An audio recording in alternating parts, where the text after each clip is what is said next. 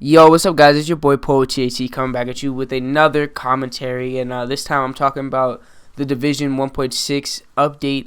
And I know I've been posting a lot of Division gameplay, and there's a reason for that. That's because from now on, I will be posting Call of Duty and the Division. Because I know Call of Duty is getting a little stale. Nobody wants to watch that, and the Division has a new update coming out.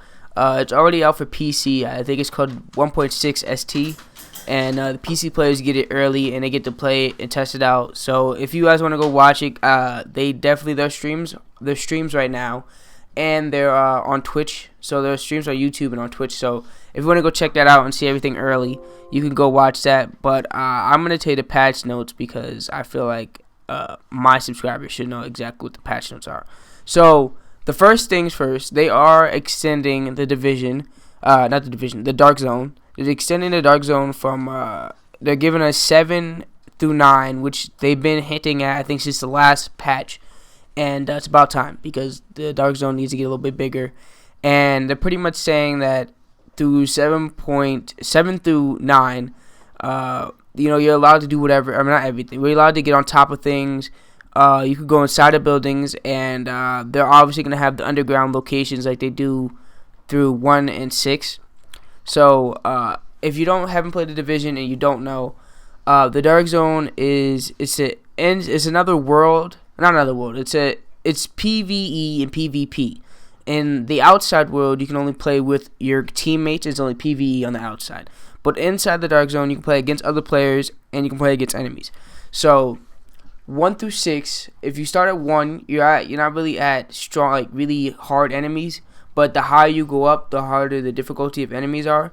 So I'm assuming that 7 through 9 are going to have really, really hard enemies.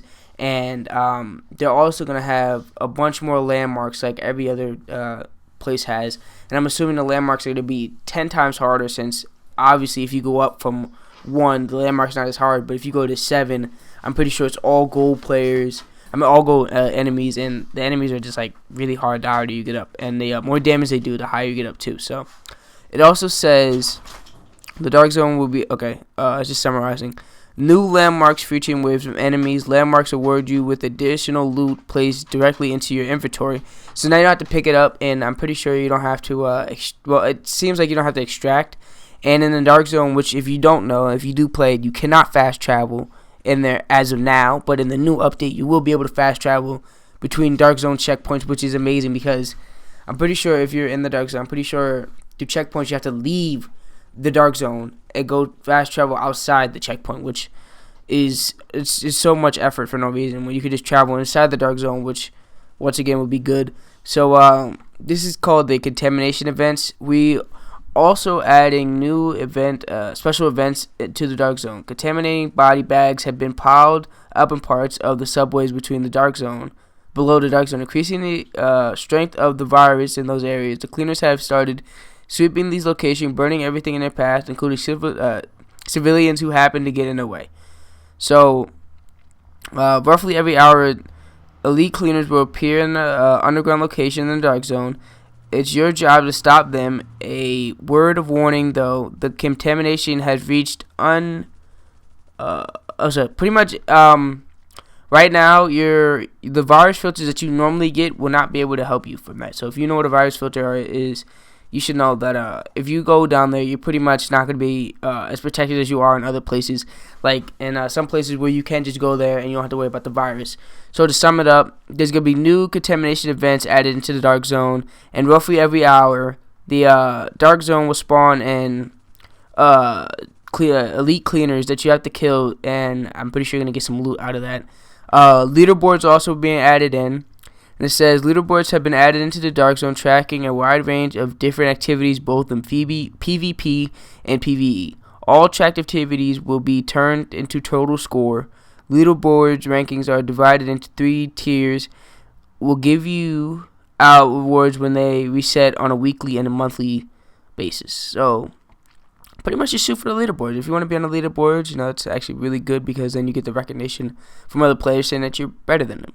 Which that's also bragging rights, just like how you can do in Call of Duty, because if you're the number 1, the difference between the number 1 and the 1,000 is that you're way better than him because you just are pooping on everybody. So, also, what's it called? Legendary difficulty. Legendary difficulty mode has been added to Times Square, Warren Gate power plant, Napalm production site, and features new, powerful, and smart enemies. Legendary difficult is the most challenging content in the game and is intended to organize groups. Legendary difficulty rewards you with unique variant items and not available elsewhere in the game on top of the regular rewards. So legendary is another difficulty that will be added into the couple missions.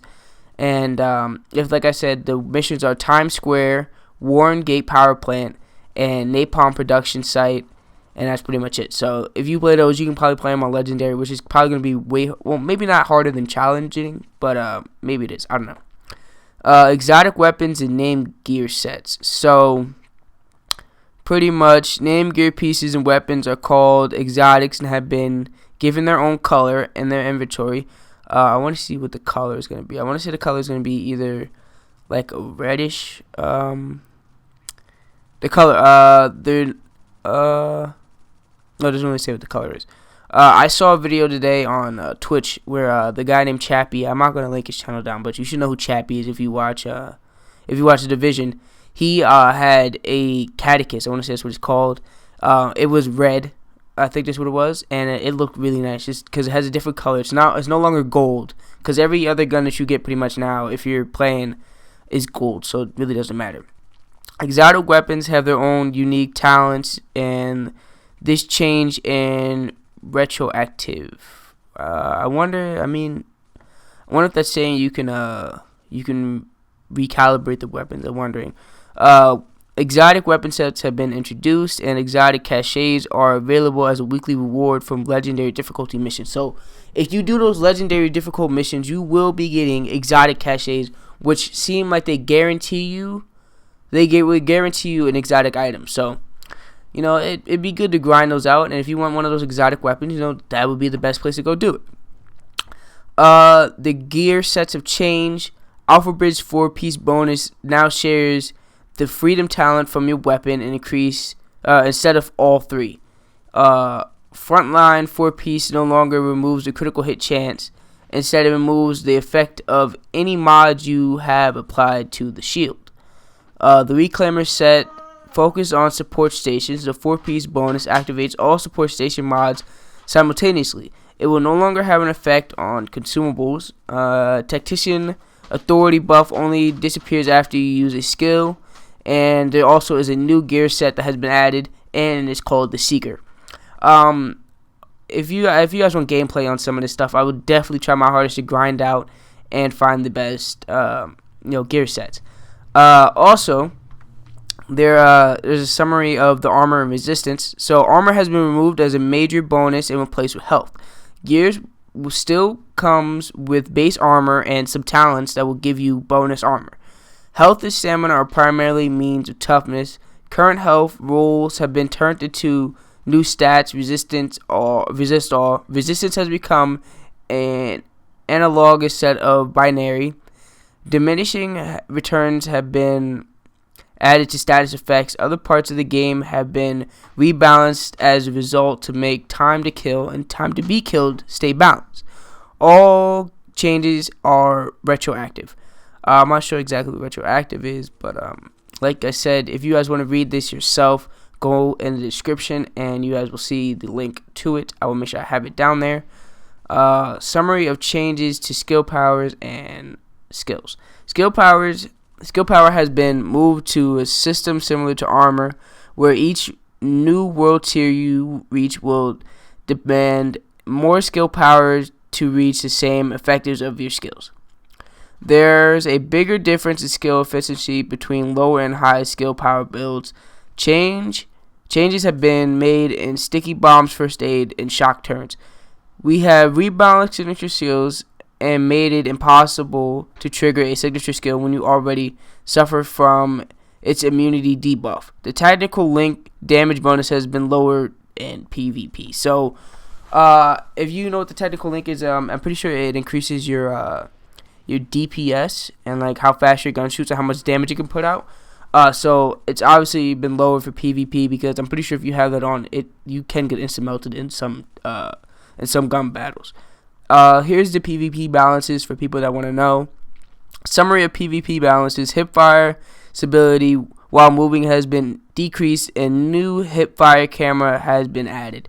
The damage gap between body damage and headshot damage has been lower.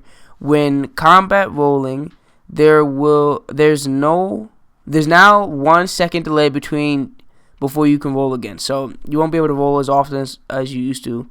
You can no longer reload your weapon while sprinting, which is kind of stupid. I don't know why you can't do that. Medkits can now be used at full health and remove certain status effects, which is great because if you're bleeding, you can use a medkit because bleeding stops you from running, which is kind of weird. The rejuvenated talent has been changed to give additional resistance to status effects, which would be a good thing to put on.